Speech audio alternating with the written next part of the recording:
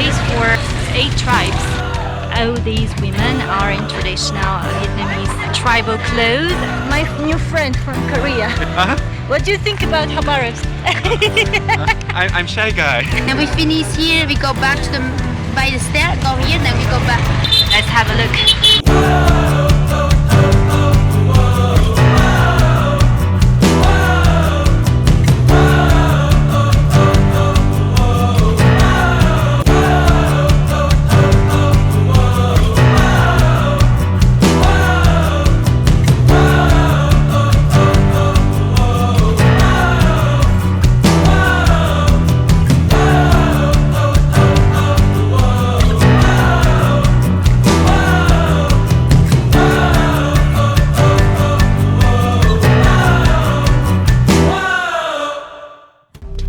Hey there, and welcome to my new episode about Vietnam.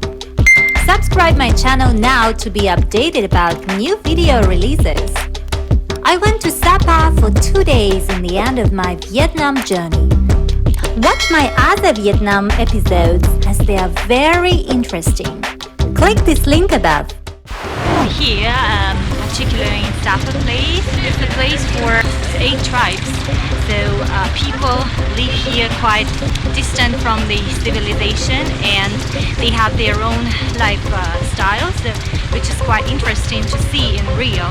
So I will try to show you how it is. Let's have a look. In this episode about Sapa, I will show you Cat village, where Hmong tribe people live. Watch this video in full as I prepared for you something you won't expect.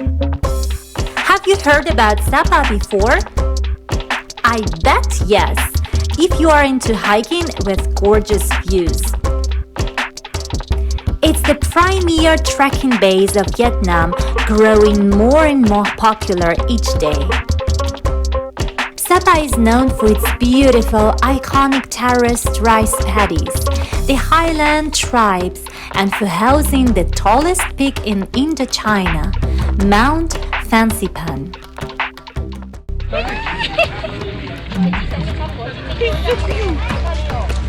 Very special one. Sapa, established as a hill station by the French in 1922, is located in the north of Vietnam, close to the Chinese border. Sapa is now in full economic boom from the thousands of tourists who come every year to walk the hundreds of miles of trekking trails. It's actually that dirty, so you really need to wear comfortable hiking shoes that you don't mind to be dirty as well. It seems like they're constructing things everywhere because there are so many new constructing sites. I don't know what they're doing here. I think the new hotels for people, because Sapa is quite a touristy spot. It's a little bit the strange contrast between all those constructing works and the beautiful hills around. The whole area is blessed with awe-inspiring natural beauty. In 2014, Sapa ranked number 9 in the top 10 rice terrace destinations of the world.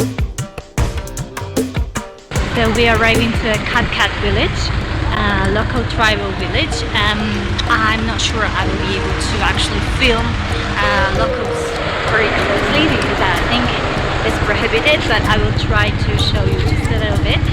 So let's see how they live inside and what they sell and how is the local life going on. Now we start from here and go to the waterfall. Then we finish here, we go back to the by the stair, go here, then we go back. Okay.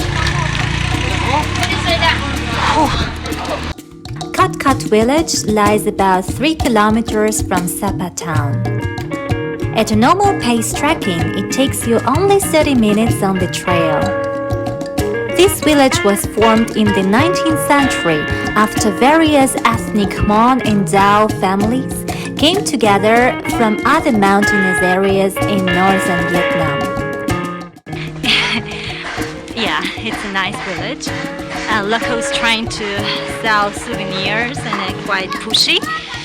So actually, if you want to support them, their style of life, because they fully dependent on tourism, so it will be a great act of gratitude and welcome of their culture if you buy some souvenirs from them.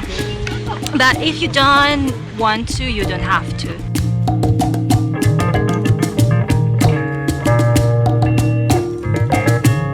It's actually pretty spectacular because all these women are in traditional Vietnamese tribal clothes, and they're quite beautiful in these dresses.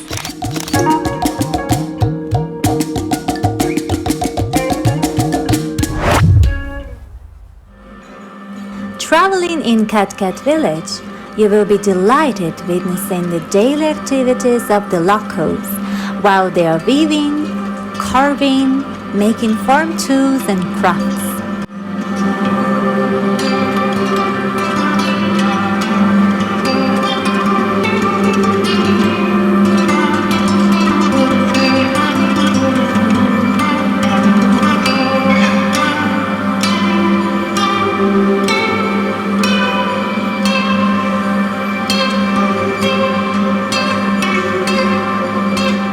Very cool.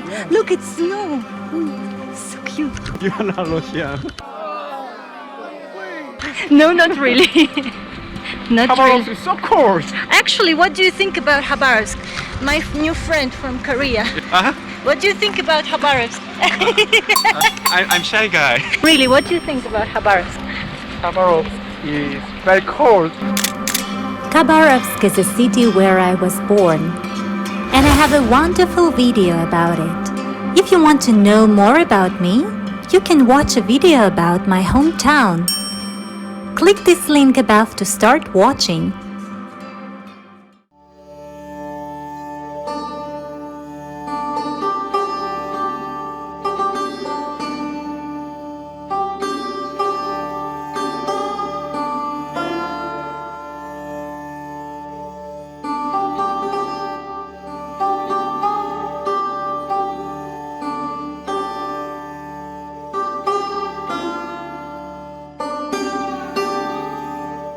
Most probably their ancestors lived in Tibet in China.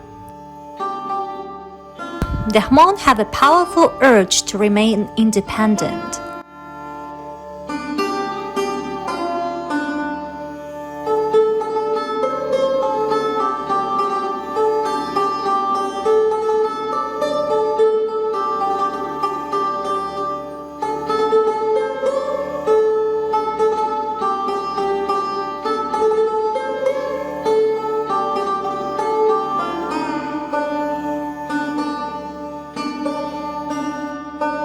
Their costume distinguishes them.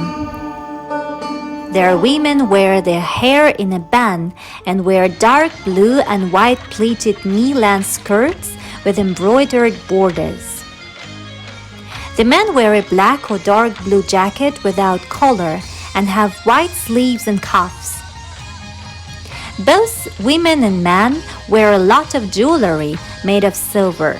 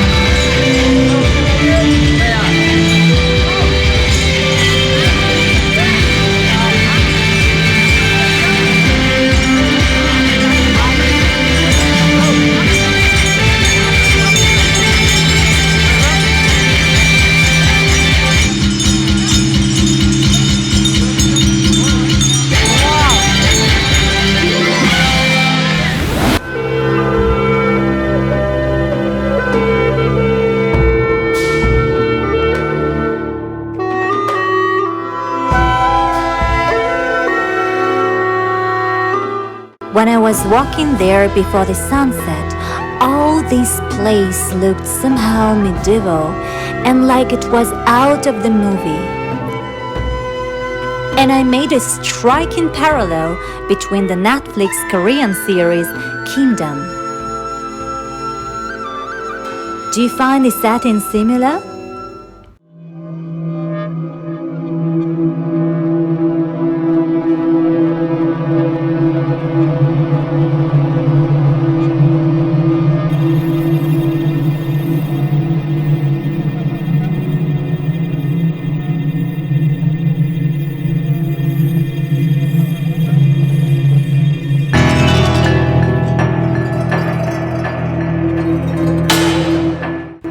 Did you know why is it called Cat Village?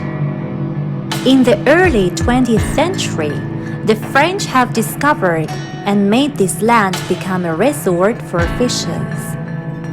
And the beautiful waterfall at the entrance, which is pronounced cascade in French, became the name of the village afterward. Vietnamese call it Cat. This waterfall is originated from the Vinsipan mountain through the forest, delivering water directly to the rice paddy terrace fields, becoming the water source of the village.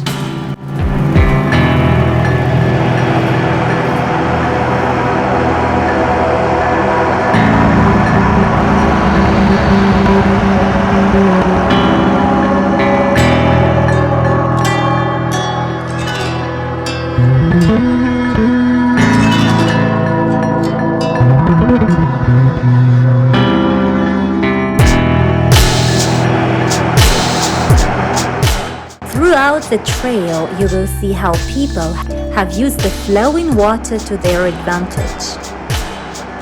As you continue on the trail, you will see a number of mills on the side of the road. These mills are powered by flowing water.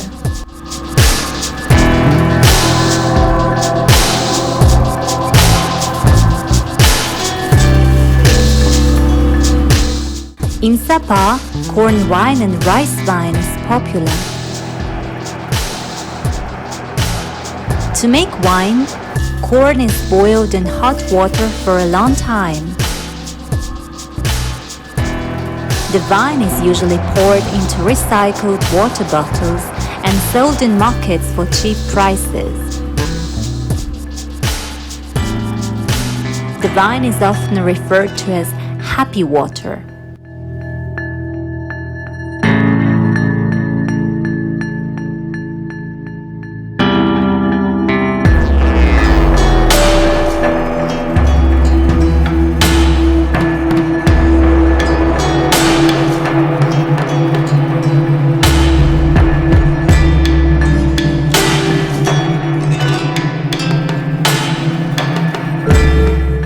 Cat Village is famous for its distinctive customs and practices that have remained in the area despite international influence.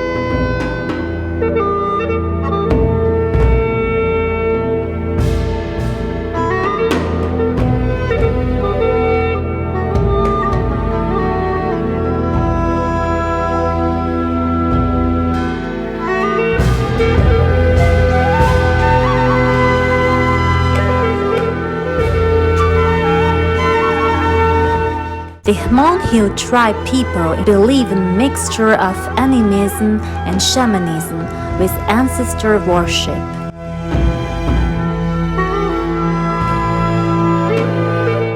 Villages have spirit shrines to protect from evil. There are village and house spirits. The Hmong bury their dead and believe each person has 3 souls. In that upon death, one goes to heaven, one will reincarnate, and the other remains in the grave with the corpse.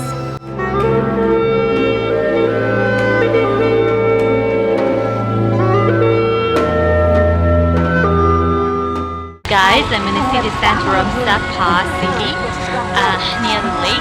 What I want to say is that here you can feel literally 4 seasons change during one day, because at night it's like really cold, like in winter it can be minus during night time, then morning and evening is the full time and it's quite chilly, and during the day, like afternoon, it's hot like in summer. So during the day I was really crazy hot. I removed all my clothes. I was just in one little short, and now I'm literally freezing in a down jacket. So I put my down jacket on, and you can see probably I have some. It's how cold it is in here. So going to Sapa, prepare some warm clothes for you and take them with you all the time. Be prepared that you have to change during the day and put something on during evening time. If I show you just like this, I really like Sapa city and I prefer it much more than Hanoi. In terms of it's more cozy and convenient for walking even, and the landscapes are really scenic. As I told you guys, this city lives on tourism. So like before nobody knew about Sapa, but now everybody knows it's a really touristic spot. Everybody wants to come here, and I think in a couple of years you will not really recognize Sapa.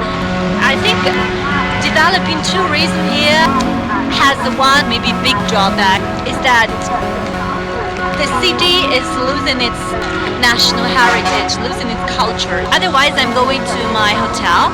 It's very close to this lake. It's called Frise Hotel, and it's very pretty. I will show you a little bit inside. It has 4 stars, and I really liked it inside. I have a very nice room. Thank you for watching. In the next episode, we're gonna trek in rice valleys and visit another tribal village.